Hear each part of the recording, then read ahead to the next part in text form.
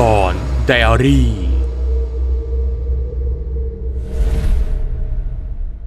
ล่าท้าตำนานทั่วไทยไปกับน้ำมันเครื่องอีเดมิสึณหมู่บ้านแห่งหนึ่ง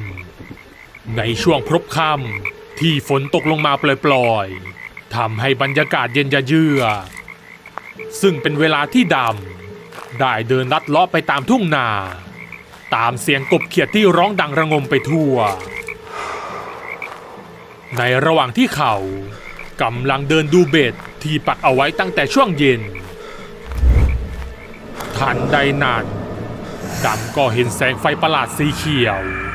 พร้อมกับเงาตะคุ่มกำลังวนเวียนอยู่แถวที่เขาปักเบ็ดไว้ดำได้ปิดไฟฉายและค่อยๆย่องเข้าไปดูเขาคิดว่ามันต้องเป็นหัวขโมยที่แอบมาขโมยปลาของเขาเป็นแน่เมื่อเดินเข้ามาใกล้จะถึงตัวดำก็รีบเปิดไฟส่องไปที่ร่างนั้นทันทีหยุดนะไอหัวขโมยดำถึงกับอ้าปากค้างเมื่อเห็นว่าร่างนั้นกำลังยกปลาสดๆขึ้นมาดูดลงคอก่อนที่มันจะหันมามองที่เขาเผยให้เห็นแสงไฟสีเขียววูบว่าที่ส่องสว่างออกมาจากโพรงจมูกพร้อมกับกลิ่นเหม็นสาบที่ลอยออกมาในตาแดงก่ำของมันจ้องเขม็งมองมาที่เขาผู้ใหญ่บุญมีเป็นผีโพงร่างของผีโพงลุกขึ้นยืนก่อนจะกระโดดเข้ามาคร่อมตัวของดำอย่างรวดเร็วเอ็งห้ามบอกใครว่าเอ็งเห็นข้าแล้วข้าจะให้สมบัติกับเอ็งเมื่อได้ยินแบบนั้นดำจึงรับปากด้วยความกลัวก่อนผีโพงผู้ใหญ่บุญมีจะลุกขึ้นล้วงหยิบอะไรบางอย่างออกมาแล้วยื่นให้กับดำซึ่งมันคือก้อนทองคำก้อนหนึ่งดำที่เห็นอย่างนั้นก็รีบรับทองนั้นมาก่อนจะวิ่งกลับบ้านอย่างไม่คิดชีวิตทันทีที่มาถึงบ้านเขาก็ได้หยิบทองออกมาดูปรากฏว่ามันกลับกลายเป็นเพียงก้อนดินเสียแล้วทำให้เขาโมโหขว้างก้อนดินนั้นทิ้งไปพอรุ่งเช้าด้วยความแค้นที่โดนผีโพงหลอกเรื่องสมบัติดำจึงรีบมุ่งหน้าไปที่บ้านตาสาผู้เฒ่าผู้แก่ที่มีวิชาของหมู่บ้านซึ่งที่บ้านของตาสามีชาวบ้าน 4-5 คนกำลังรอตาสาทำพิธีให้อยู่ทุกคนฟังนะผู้ใหญ่บุญมีเป็นผีโพงเกิดเสียงฮือฮาจากชาวบ้านหลังจากที่ได้ยินสิ่งที่ดำพูดเนื่องจากก่อนหน้านี้มีเสียงร่ำลือว่ามีคนพบเห็นผีโพงอยู่บ่อยๆแต่ก็ไม่รู้ว่าใครเป็นผีโพงกันแน่ดำได้เล่าถึงเหตุการณ์ที่เจอเมื่อคืนให้ทุกคนฟังเมื่อเล่าจบทุกคนต่างก็พากันหวาดกลัวก่อนตาสาแกจะไล่ให้ชาวบ้านแยกย้ายกันกลับแล้วเดินเข้ามาคุยกับดำเพียง2 คนเอ็งพูดจริงหรือไอ้ดำจริงสิฉันเห็นมากับตามันยังเอาทองให้ฉันมาด้วย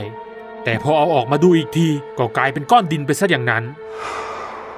มันก็เอาไว้หลอกคนโลภมากอย่างเอ็งนั่นแหละถ้าที่เอ็งพูดมาเป็นเรื่องจริงก็ต้องรีบจัดการผู้ใหญ่บุญมีไม่อย่างนั้นชาวบ้านจะเดือดร้อนไปเอ็งไปเกณฑ์ผู้ชายในหมู่บ้านมาคืนนี้เราจะไปที่บ้านผู้ใหญ่บุญมีกันเย็นวันนั้นคนกลุ่มใหญ่ได้ตรงไปที่บ้านของผู้ใหญ่บุญมีด้วยอาวุธครบมือแต่เมื่อมาถึงภายในบ้านกลับเงียบเชียบเหมือนไม่มีใครอยู่ดำกับชายอีกคนถือวิสาสะบุกขึ้นบ้านหรือขนข้าวของกระจุยกระจายก่อนจะพากันเดินลงมาเพราะไม่เจอผู้ใหญ่บุญมีก่อนที่ทุกคนจะแยกย้ายกันตาสาได้สั่งให้กลับบันไดบ้านขึ้นโดยเชื่อว่าถ้าผู้ใหญ่บุญมีเป็นผีโพงจริง ก็จะขึ้นบ้านตัวเองไม่ได้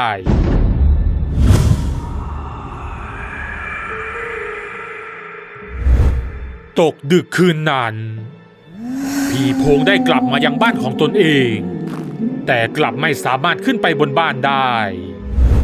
แต่เดินวนไปวนมาอยู่ด้านล่างมันรู้สึกแค้นใจเป็นอย่างมากมันจึงได้ตรงดิ่งไปที่บ้านของดำทันทีในขณะที่ดำกำลังหลับสนิทผีโพงก็ได้มาที่บ้านของเขาพร้อมกับถือไม้คานหักมาด้วยพอมาถึง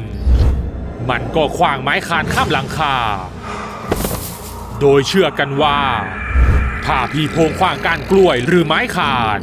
ข้ามหลังคาบ้านของใครคนในบ้านนั้นจะต้องมีอันเป็นไปก่อนจะกลับผีโพงผู้ใหญ่บุญมีก็เดินไปยังตุ่มน้ำก่อนจะเปิดฝาตุ่มแล้วถมน้ำลายลงไปรุ่งเช้าดำเริ่มมีอาการผิดปกติและอาเจียนออกมาอย่างหนักเขาจึงรีบลงบ้านไปตักน้ำจากตุ่มมาล้างหน้าล้างตาและดื่มกินพอดีขึ้นก็รีบตรงไปที่บ้านตาสาทันทีเมื่อมาถึงก็เห็นตาสากำลังเข้าสมาธิก่อนแกจะลืมตาขึ้นและบอกกับดำว่าเมื่อคืนผีโพงไปที่บ้านของดำและได้ทำการสาปแช่งไว้เดี๋ยวแกจะทำพิธีแก้ให้ดำที่ได้ยินอย่างนั้นก็ยิ่งโมโหอยากที่จะกำจัดผีโพงให้เร็วที่สุดคืนนั้นจู่ๆดำก็นอนร้องโอดโอยด้วยความเจ็บปวดดิ้นทุรนทุรายสักพักร่างกายของเขาก็เปลี่ยนไปที่จมูกเริ่มมีแสงสีเขียวเปล่งออกมาดวงตาเริ่มกลายเป็นสีแดงดำค่อยๆกลายร่างเป็นผีโพงจากน้ำลายของผู้ใหญ่บุญมีเสียแล้วดำได้เดินมุ่งหน้าไปที่ทุ่งนาเขาเดินหากบเขียดสูดกินเมือกข้าวและเลือดอย่างหิวกระหายไม่ไกลจากตรงนั้นก็มีแสงสีเขียวอีกดวงกำลังตรงเข้ามาหาเขาก่อนจะพบว่าแสงนั้นคือผีโพงผู้ใหญ่บุญมีนั่นเองเป็นไงล่ะไอ้ดำผู้ใหญ่ทำอะไรกับข้า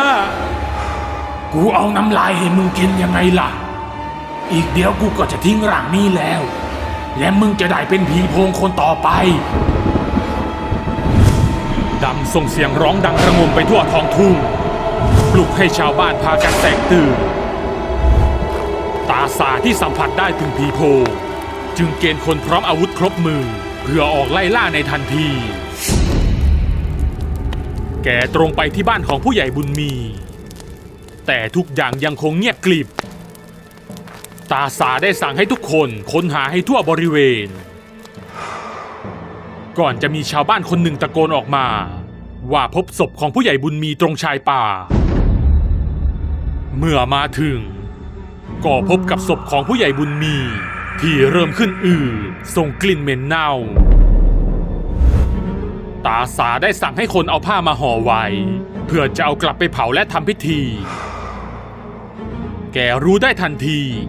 ว่าผีโพงได้ทิ้งร่างผู้ใหญ่บุญมีไปสิงสู่ร่างอื่นแล้ว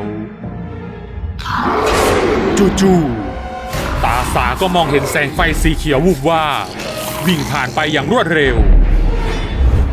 แกจึงสั่งให้ชาวบ้านออกไล่ตามและบอกให้จับตัวมาให้ได้ถ้าไม่อย่างนั้นมันจะทำให้คนอื่นกลายเป็นผีโพงเหมือนมันอีกพวกชาวบ้านได้วิ่งไล่ผีโพงมาจนถึงกลางทุ่งนาและได้ยืนล้อมผีโพงเอาไว้มันหันซ้ายแลขวาอย่างตื่นตระหนกก่อนจะกระโจนเข้าใส่ชาวบ้านคนหนึ่งเอามือบีบคอและกัดลงไปที่หัวไหล่เสียงปืนดังสนั่นลูกกระสุนทะลุร่างของผีโพงจนมันสิ้นฤทธิ์ล้มลงชาวบ้านได้กรูเข้าไปจับตัวมันและใช้เชือกมัดมันไว้กับต้นไม้ไอ้ดำเอ้ยเอ็งกลายเป็นผีโพงไปเสียแล้ว ข้าขอโทษนะแต่ข้าต้องกำจัดเองอโหสิกรรมให้ข้าด้วยตาสาสั่งให้ทุกคนเอาฟืนมาสุมรวมกันไว้พร้อมกับสั่งให้นำร่างของผู้ใหญ่บุญมีมาด้วยตาสามองไปยังร่างของผีโพงด้วยความสงสารแต่ก็ไม่สามารถปล่อยไปได้แกหันไปหยิบครบเพลิงจากชาวบ้านก่อนจะโยนเข้ากองไฟเผาร่างไร้วิญญาณของผู้ใหญ่บุญมีไปพร้อมๆกับร่างของผีโพงทั้งเป็นตาสามองดูด้วยความสังเวชใจทำได้แค่เพียงสวดมนต์ขอให้ไอ้ดำไปสู่สุคติรุ่งเช้าวันต่อมาตาสาก็ได้ทำบุญให้ไอ้ดำกับผู้ใหญ่บุญมีแกหวังให้ดวงวิญญาณของทั้งคู่ได้ไปสู่ภพภูมิที่ดีและหลังจากวันนั้นเป็นต้นมาก็ไม่มีใครในหมู่บ้านได้พบเจอกับผีโพงอีกเลยติดตามเรื่องหลอนๆตอนต่อไปน้ำมันเครื่องอีเดมิสึจัดให้ก็จบไปแล้วนะครับกับเรื่องคำสาปผีโพงหวังว่าจะชอบกันนะครับใครที่มีเรื่องราวที่น่าสนใจที่อยากให้ทีมงานนำมาทำเป็นแอนิเมชันก็สามารถส่งเข้ามาที่แฟนเพจหลอนไดอารี่ได้เลยนะครับถ้าชอบคลิปนี้ก็อย่าลืมกดถูกใจและกดติดตามหลอนไดอารี่ทั้งช่องทาง Facebook และ YouTube เพื่อจะได้ไม่พลาดคลิปใหม่ๆอีกมากมายและเป็นกำลังใจให้ทีมงานทำคลิปต่อๆไปด้วยนะครับขอบคุณทุกท่านที่เข้ามารับชมครับ